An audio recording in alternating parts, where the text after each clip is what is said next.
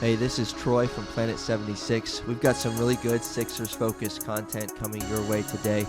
Make sure you subscribe to the pod so you can be in the know when we release new content. Enjoy the show.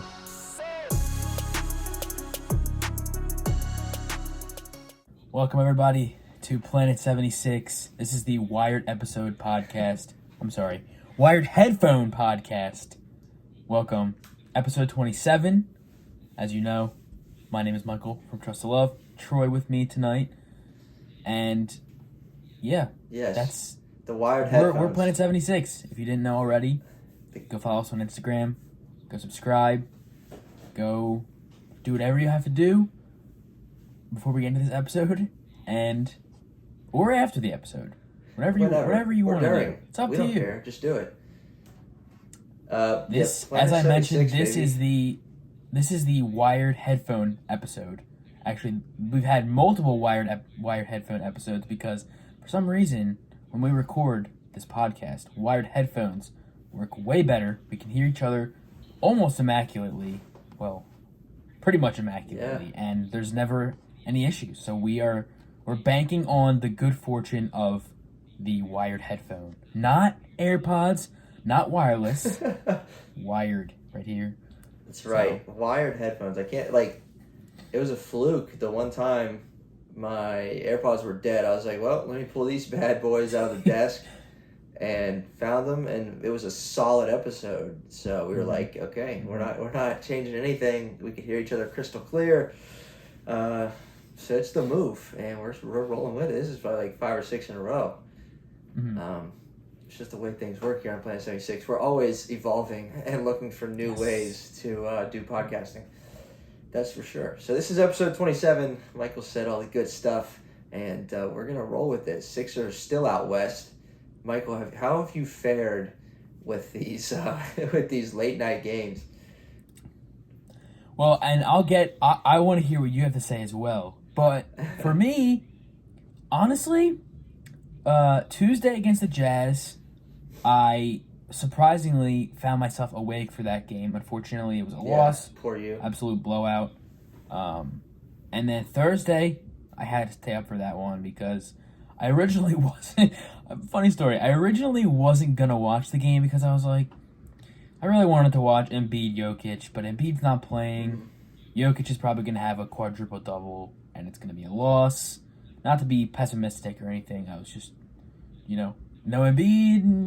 The Nuggets are still a very good team without Murray and Porter. So I was like, I don't know about this one.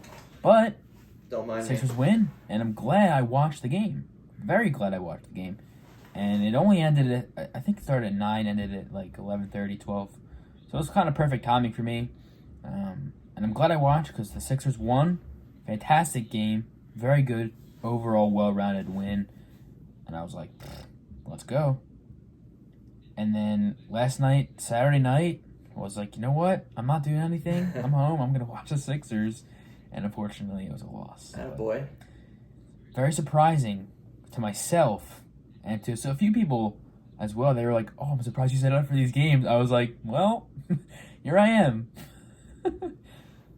Nice.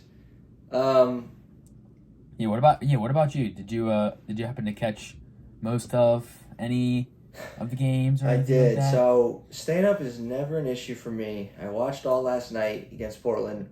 That one, we were looking good toward the end, and I was like, dude, this would be something if we came out of here with a win. But we just didn't have answers late, it seemed. Maxey had a strong fourth quarter, kept us in it, but outside of him, couldn't get it done. That would have been a good one to win. I don't even remember what I was doing a couple of the night games this week. Utah I turned off at some point, I think. I was like, I got better stuff to do. I just kind of was like, all right, I'm just going to tune out of this game. Yeah. And then oh, man. Denver, good stuff. 103-89. Sixers win that one. Maxey and Curry for 42 combined. That was a good one. Very, very much needed win. And I'm just going to say, I don't know if our luck just ran out.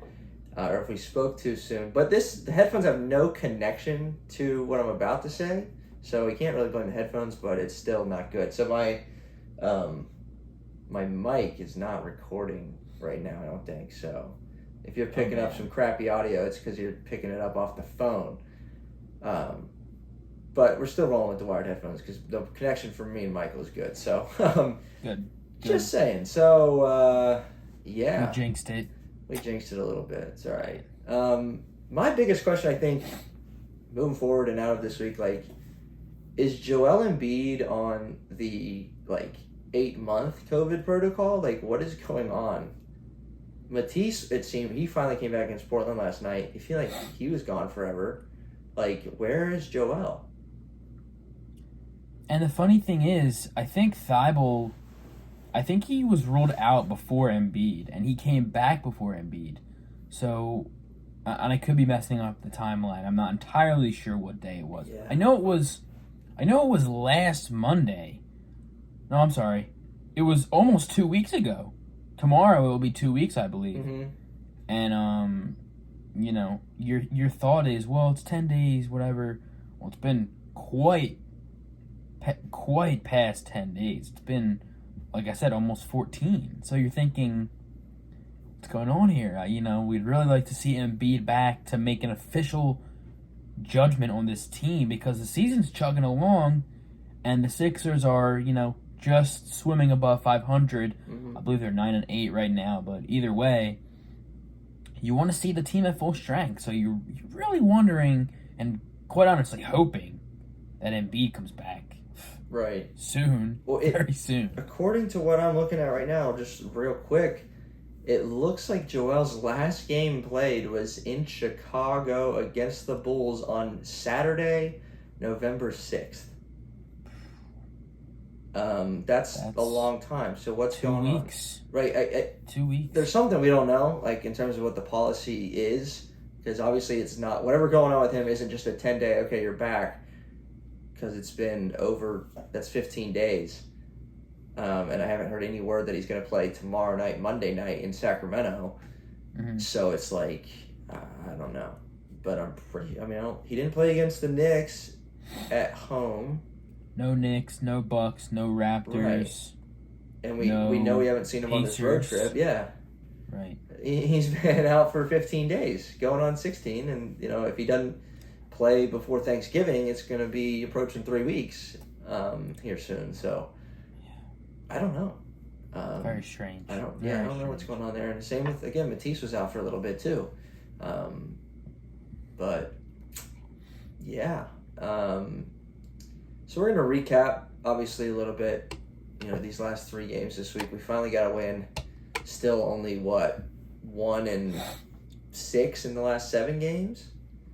Yeah, the Denver win was the first in probably at least a week, if not 2 weeks, since Embiid was still healthy. The Denver win was the first since Embiid, was ruled out. Right. I don't think the Sixers won since that Chicago game actually. Yeah. Before the Denver game. Crazy. So yeah, we need him back, but we're now 2 games remaining on this road trip out west. Sacramento tomorrow night, Monday night, the 22nd, and then the Warriors. It'd be a nice early Thanksgiving gift to beat them on Wednesday. Should be a good one. I'll be watching that one for sure. Hopefully Steph goes in that one and all them go. You hear that Klay Thompson's looking to make a comeback here before Christmas, they're saying. Mm-hmm. That'll be cool. That's just only going to make them better. But yeah, the one thing I was going to say that I just wanted to chat about before we look ahead is, what are you, and then what am I what's concerning right now? I remember last week we kind of went with the percentage of, okay, how concerned are we? How worried are we? Mm-hmm. Is there anything glaring that you're concerned about other than just, we need Joel back kind of thing? Honestly, my answer is the same, really, because it's only been a few more games, and Embiid still isn't back, and it's still early in the season it's still early enough in the season to the point where I'm not really worried about anything in particular, because if we put things into perspective, it's still very early. Mm-hmm. It's only been for the Sixers 17 games. There's 82 games in the season. Mm-hmm. We're not even a quarter of the way through yet. Close to it, but not quite. And even then, a quarter of the way through the season still I don't think is enough time. Yeah. Yeah, I'm not too worried. It just you want to start seeing some wins. Luckily we got one. Sitting at 9-8.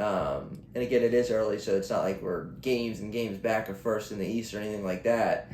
But over these last few years, we've kind of just grown to expect very solid regular season records. And so hopefully we can get that thing going here soon. Looking now, the Nets are in first at 12-5, so only 3 back of them. Again, it is early. You want to see what this team's going to do at full strength. Because, it's been very limited. I don't know. I saw a stat. Forget what game it was this week. Sixers have used 7 or 8 different starting lineups, which is just absurd. That is. Shout out to Charles Bassey this week. Mm-hmm. Definitely.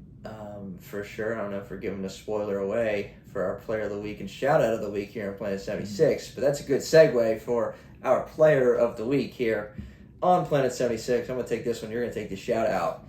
Is none other than Tyrese Maxey. I think it's hard to disagree with that one. The kid's playing very well.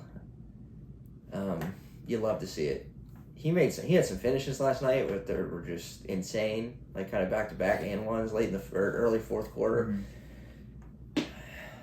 I love watching him play. I think a lot of what we're saying, both I'm sure individually, but on here, it's really coming true because I know we talked a lot about Maxey to begin the season, even before the season, the offseason. A lot of what we were saying about his scoring, his abilities with the ball, we really are seeing it unfold because he's just, and I feel like he's always been the guy that is able to do that and able to do things with the ball in his hands. Obviously, he's a scorer for his guard. We knew this already, but he can just flat out score. Like he gets basically wherever he wants, whenever he wants, and he is a scorer flat out. Well said. The kid's just very talented. Been very impressed with his lack of turnovers even. Not that he's, again, even as you said, he's a score-first guy, so it's not like he's out there. He's not Steve Nash, you know what I mean? But he's not turning the ball over. He's not making many mistakes. For someone as young as he is, 1, and then 2, just being thrown into the role that he's in now. This has only been 17 games where he's kind of been in at least this much of a role, and probably even less than that since it's kind of enhanced over the last, 5, 6, 7 games where he's put up huge numbers in the scoring column. Mm-hmm. So you love to see it. He's our player of the week. I'm curious, what is your shout out? What out of these last 3 games, 1 win, 2 losses, if it's a player, if it's a number, if it's whatever it is, a shout out for this week?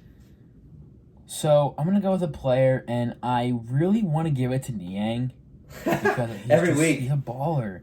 He's just a baller, dude. He is. He knows how to play. He's just that guy. But I'm not gonna give it to him because I'm sure he'll get plenty more spotlight from me. And your secondary shout out this week.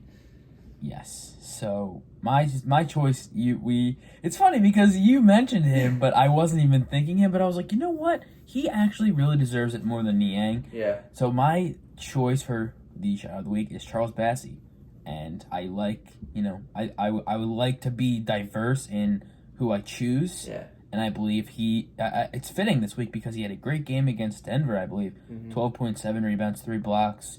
Very promising game from him. He looked very good as a scorer. He looked confident as well in 3 blocks. I think that speaks to his shot blocking ability, but also his defensive awareness and a little bit of his.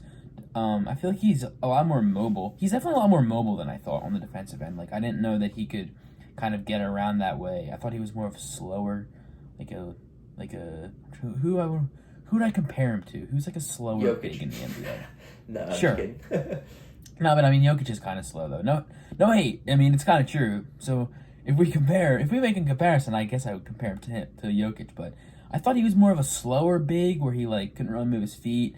But now he's pretty mobile. 3 blocks. I mean, he looked really good. So Yeah. Yeah. He's 6'9", 230. We got him at the 53rd pick in the draft. I didn't know he was 6'9". I thought he was a little taller than that. Yeah, 6'9" is what it says here. Yeah. So out of Western Kentucky, I watched him play in college a couple times, and they were big. This was early season. This was like this time last year, November, and what the announcers were saying was like, I mean, he was a shoo-in to get drafted. I don't even think they expected him that late. So whether he like underperformed during his his first or second year, whatever it was in college, or what, they knew this guy was going to be in the league. So when I saw the Sixers drafted him, I was like, okay. I mean, we'll take it. So he's definitely. I mean, he's stepped in. I mean, he's getting minutes ahead of Paul Reed. Yeah, I noticed that too. I don't know. I guess Doc is just trying to be like. I honestly don't know. Just trying to give guys more opportunities, maybe. I'm not sure. Yeah, I don't know. I don't know if they could even play together. I mean, they're both mobile. I mean, both pretty mobile. Both aren't really great. Yeah. From 3 or from. Right, they would have to be a different offense. As a jump shooter perspective, yeah. Yeah, so it'd be kind of difficult. It'd be like Al Horford and Joel or something. Even worse. Yeah, Al Horford. Oh God, we're not gonna get into that. Yeah, all right. Charles Bassey, I like it. Good week for him. Very vital in the Sixers win against Denver. I mean, we held Denver to 89. That's big. That's big. So, anything else before we move forward and look ahead? No, I mean, again, Utah, Denver, Portland. They lost to Portland, as we just discussed. Maxey, Harris, and Niang come out for 70 as a trio. I believe they all had 20 each. Well, that would make sense. Yeah. 28 apiece for Harris and Maxey against Portland. And Niang poured in 15. Yeah. Yeah, that's it. Again, as Troy mentioned, Sixers road trip continues. Kings tomorrow night. Warriors Wednesday night. I'm literally praying.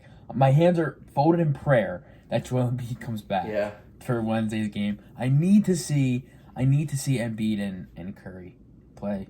Yeah. 2 of the best in the game. Like, as a Sixers fan, as an NBA fan, I need it. I hope so. But that means they'd have to fly him all the way out. Oh, yeah, he's not with the team, is he? Which is the thing that makes me a little weary to think that he's going to come back for Game 6 of a road trip and then, because I highly doubt he's playing tomorrow. I don't think he's out there, I think we would know that. I don't think so. Again, whatever's going on there, I have no idea. But, yeah. So, hopefully he'll be back soon. We need him. He knows we need him. That's actually a great point that you make, because if he's not with the team right now and they're all the way across the country, literally... to play one game. If he would have came back, halfway through this road trip... Man. We can hope. That'd be nice. Yeah. But... we can hope. I don't know if we're going to see Joel soon, but... who do we play after that? We play Minnesota and Orlando at home Saturday, Monday after Thanksgiving. So maybe then. Maybe rematch against Towns, and Embiid can own Towns, and then I won't have to hear anyone say that Towns is better than Embiid. We'll take that. Just a little oddly specific, but you know what? If Embiid is not back for that one, I think you should send to Adam Silver an email. I might. I still need to find his email address, but I'll find it eventually. And you have a whole folder of emails that are just waiting. He will be hearing from me. I promise. You just gotta hit send on like 17 drafts you have right now. They're my drafts. Oh my gosh. Let me ask you one more question. I kind of touched on it a little bit about concerns. Do you see anything right now, 17 games in, if you want to look at it on that scale, or if you want to look at it in the last week, anyone that's like not performing that's just not, that's hurting this team right now. That, like, you can point to why we have 8 losses because this guy isn't playing well right now. Does anyone jump out to you like that, or just trying to figure out why we're 9-8? You know. Well, honestly, if you really look at it in terms of the past week or so, every game, and I think we talked about this last week too. Every game aside from Utah was close. Mm-hmm. Just late game execution, I think, really from the whole team is what caused these unfortunate losses. And then again, the blowout loss to Utah. I mean, that's the team that's just got outplayed. It happens. Right. And again, Portland last night, last week with Indiana, with Toronto, late game execution, even with the Bucks, and the Knicks last week. And how do you think that can be? Really? Is there a glaring issue there, or just sloppiness? Yeah, I think it's just sloppiness, and it happened. Now, it happens to even the great teams. I mean, we've seen the Nets lose late games. We've seen the Nets almost lost to the Magic the other night. I mean, they didn't have KD, but they're still a phenomenal team without KD and Kyrie. And the Magic are really not a good team. They're not a very good team. But so we see teams, no matter how great or bad they are, we see teams lose games, just poor execution, sloppiness, turnovers, can't hit your shots. Case in point last night again with the Sixers in Portland, couldn't make their shots in the fourth quarter. It happens. It just happens, really. Yep. It does. Yeah, I know, man. That, I'm telling you. Just couldn't make anything. I was watching that one in the fourth, like, and I was like, dude, yeah. if we can get this one, I'm going to be feeling pretty good. Right. But yeah, Portland hit a few more shots. We missed some. Outside of Maxey, there wasn't a whole lot going on, it seemed like, late in that one. And, to bring up that, like, you think about closing games, without Joel especially, the Sixers kind of at times look like they don't know who to go to. I mean, as good as Tyrese Maxey has been, I don't know if you want to rely on him to be the guy late fourth quarter. Yeah. Can Tobias step up a little more? Sure. But there was, oh my gosh, the game against the Raptors, the close one, this was, a week and a half ago now. Yeah. There was like a possession, we're up 2-3, maybe we're tied, because we only lost that game by a couple threes, I think. And there was a possession where it was Maxey, like Seth Korkmaz, Tobias, and Drummond on the floor. And out of those 5, I think it was Seth, out of those 5, the 2 that touched the ball were Andre Drummond and Korkmaz. And I'm just like, you have Tobias Harris, you have Seth Curry, you have Tyrese Maxey, and like, you're not going to get one of those guys the ball late. Yeah. So it was just kind of like one of those things. I don't know if that's been an issue in other games. I haven't noticed, but like, these teams that are good in the NBA, they're going to their guy, and their guy is not Andre Drummond. Like, I'm just here to tell you. And we have talent of guys who can score the ball very well and effectively. And so it's like, someone maybe needs to step up a little more, be willing to demand the ball, if you will. I don't know if that could help kind of late game just to sort some stuff out, but that's just something I noticed against Toronto. Mm-hmm. I think we ended up turning the ball over in that possession, and I'm sitting there, I'm like, that's who we're going to right now.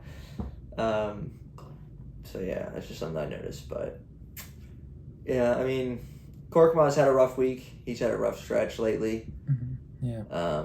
Yeah, that is true. He has. Yeah. He's the only one I can really think of. But Joel, we need you. I mean, I think that's clear. So hopefully. It wasn't clear. I can say it enough. Hopefully he's back. If it wasn't clear before, it's clear. It's very clear now. It's very clear now. Very clear. Yeah. We need you, buddy. So come back. Let's look ahead. So Sacramento tomorrow.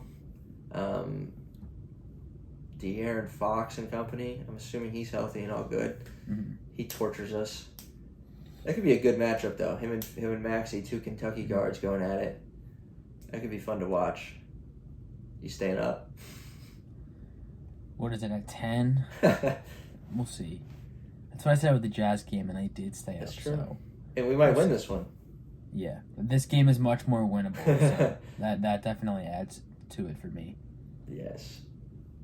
Let me see what time that is for sure. Yeah, 10 o'clock on NBA TV.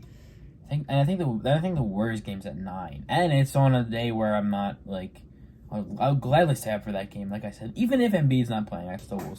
It's the Warriors. Like Steph Curry is the greatest player on the planet, so I'm still gonna stay up and watch that game. It's good to have Matisse back. I will say that. Yes. It felt good to watch him against Portland. He didn't seem to miss a step at all. He looked good.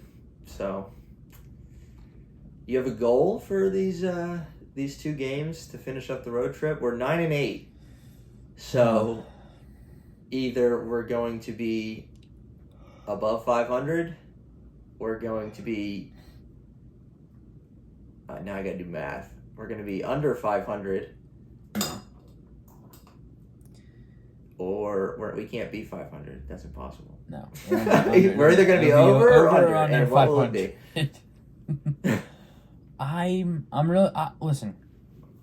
I'm hoping for a win tomorrow. In fact, I think I expect a win tomorrow. The Kings are garbage.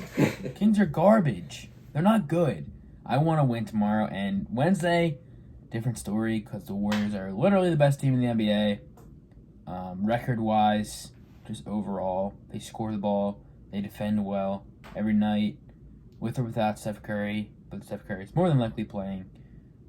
So that game, I don't know. I feel like Steph Curry could easily go for 50 and then the game be over. So that's a little bit more of a toss-up. He could. The Warriors are 14-2 right now. They're up 13 as we speak on the Toronto Raptors. So likely, I would say, improving to 15-2. I don't know who they have between now and then, between our matchup with them on Wednesday, but they're good. Steph Curry is playing at an extremely high level. He was your pick for MVP. Can't disagree with that. Yes. Kid's good. So, we shall see. Anything else over there? No, just hoping for a win tomorrow. Again, see, when I set expectations, they fall hard. So, maybe I shouldn't expect a win, but I would love a win. I would love a win. I'm not expecting a win, but I am expecting a win. We need to win that. So do with that information what you will, and that's all I have to say. Yeah, we need to win that one, and I mean, we gave up 39 to a Damian Lillard last night and almost got a win. Mm-hmm. Oh my God, I can't stress it enough how sweet that win would have been. Yeah.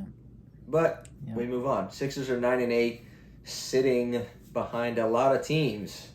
Again, a short. Are they 7th right now? They are, tied for 7th. Wow. There's 4 teams at 9-8.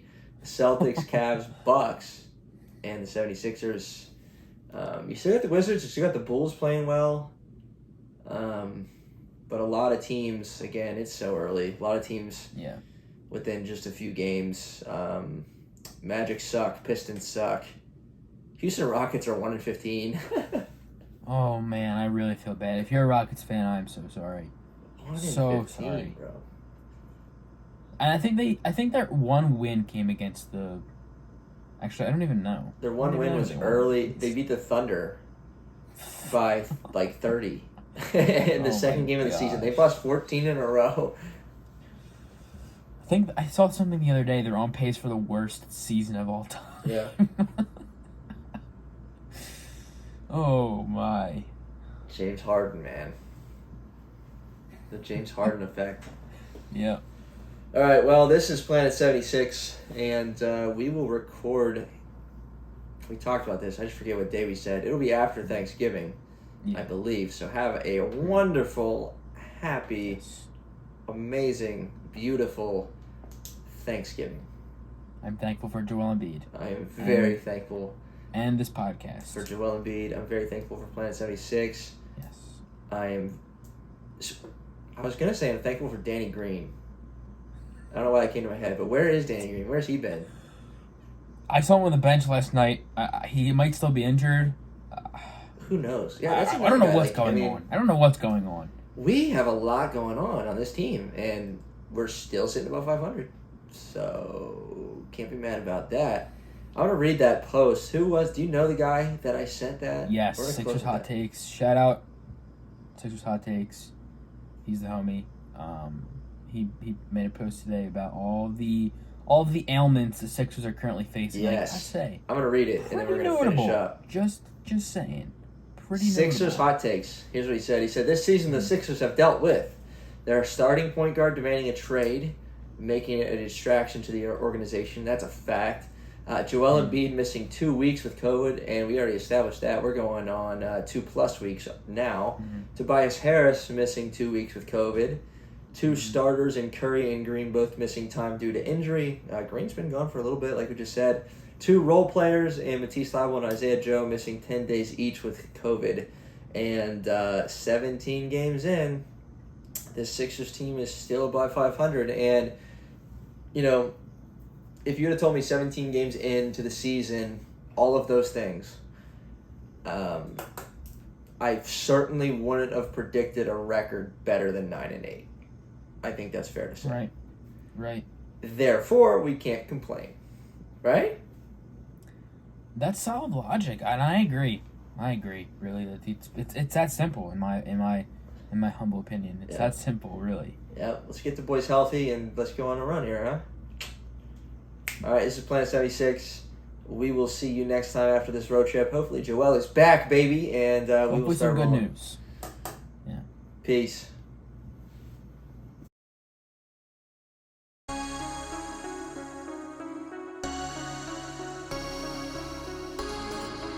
What's going on, everybody? Thank you for tuning in to Planet 76 Podcast. Please consider subscribing. It helps us out a lot and lets you know that you enjoy what we post. So thank you, and peace out.